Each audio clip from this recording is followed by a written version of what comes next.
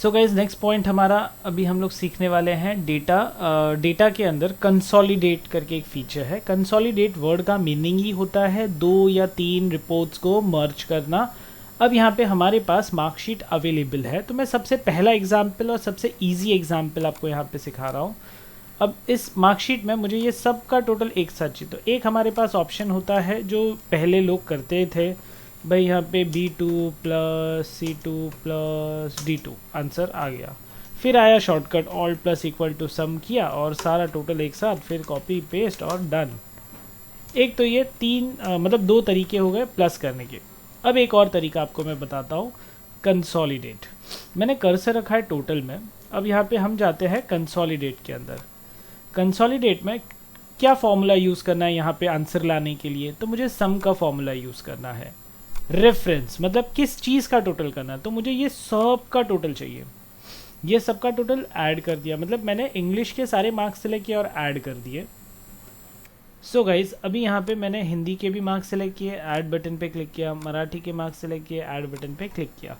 सो यहाँ पे देखो B2 से शीट 1, B2 से B6, शीट 1 C2 से C6, शीट 1 D2 से D6 मैंने सिलेक्ट कर दिया है। अब यहाँ पे सारे देखो ओके कर दो, तो सबका टोटल ऑटोमेटिक आ गया। अब आप बोलोगे सर ये तो अच्छा है, पहले ही सिखा देते, बट गाइज अभी इसका एक ड्रॉबैक है, ये अपडेटेड नहीं है। तो अगर फॉर एग्जांपल मैंने निखिल के मार्क्स चेंज कर दिए तो भी आंसर चेंज नहीं होगा। हो सकता है, करना है तो क्या करना पड़ेगा, कर्सर यहाँ पे रखो, वापस से कंसोलिडेट में जाओ, वापस से ओके करो, तो ये मार्क्स वापस से चेंज होगा, बिकॉज वहाँ पे वो रेंज सिलेक्टेड है इसके लिए। सो ये था कंसोलिडेट का सबसे इजी छोटा सा मेथड। अब आता है guys second method. Second method के लिए हम लोग क्या करते हैं, समझो ये हमारे फर्स्ट टर्म के मार्क्स है, फर्स्ट टर्म मार्क्स। इसी को राइट क्लिक करता हूँ और यहाँ पे मूव और कॉपी और क्रिएट अ कॉपी और ओके करता हूँ।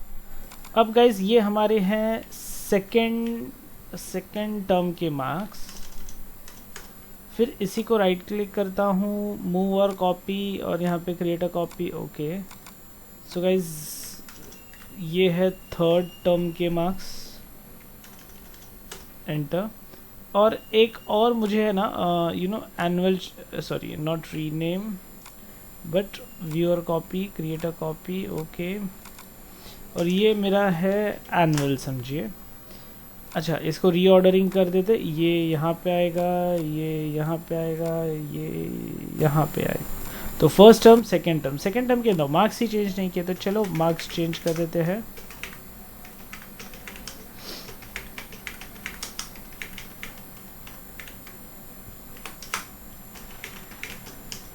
अब आप बोलोगे सर यहाँ पे टोटल चेंज नहीं हुआ, यही ड्रॉबैक है कि आंसर चेंज नहीं होता है। बट ये रिपोर्टिंग के लिए बहुत अच्छा टूल है गाइस। लाइक मैं भी आपको बताता हूँ क्यों ये अच्छा टूल है कंसोलिडेट।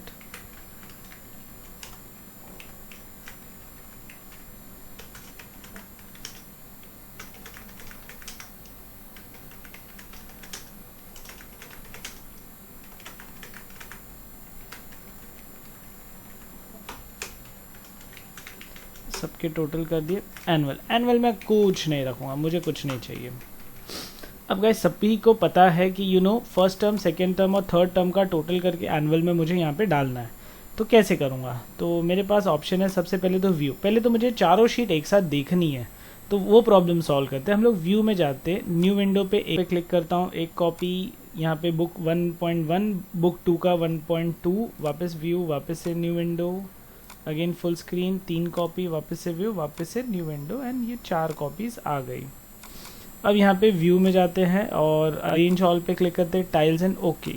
तो 4 फाइल्स है ना, तो 4 फाइल्स की टाइल्स देखो कुछ इस तरीके से आपको दिखेगी गाइस। सो ये चारों शीट्स मैंने यहाँ पे प्रॉपरली ओपन कर दी है।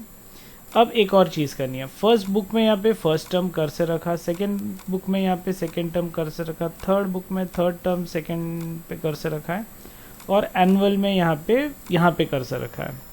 अब गाइस हम लोग को क्या करना है, यहाँ पे मुझे इन सब का एवरेज ला के रखने का है। तो डेटा में जाते हैं, यहाँ पे डेटा टूल्स में कंसोलिडेट में जाते हैं। ये पहले के जो फाइल्स है ना, इसको हम डिलीट कर देते हैं, एंड डिलीट। अब यहाँ पे रेफरेंस पे मैंने क्लिक किया, मुझे जो मार्क्स यहाँ पे डालने हैं वो सिलेक्ट कर देता हूँ, ऐड बटन करता हूँ, फिर दूसरे टर्म के मार्क्स मैंने सिलेक्ट किए और ऐड पे क्लिक कर देता हूँ। तो गाइस देखो फर्स्ट टर्म B2 से E6, सेकेंड टर्म B2 से E6। अब थर्ड टर्म को सिलेक्ट किया वापस से यहाँ पे और ऐड किया B2 से E6 थर्ड टर्म। अब यहाँ पे सम करना है, नहीं नहीं नहीं नहीं नहीं नहीं, आई वांट एवरेज, तो एवरेज सिलेक्ट किया, ओके करता हूँ। सो सी गाइज यहाँ पे सबके एवरेज आ गए।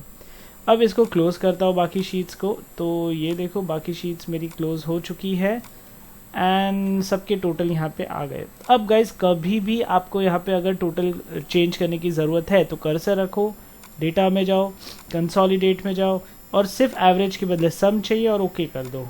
तो देखो सबका टोटल आ गया, निखिल के टोटल 3 टर्म्स के 592, ये सब के टोटल्स यहाँ पे अवेलेबल है। So how was the video, मुझे बताओ।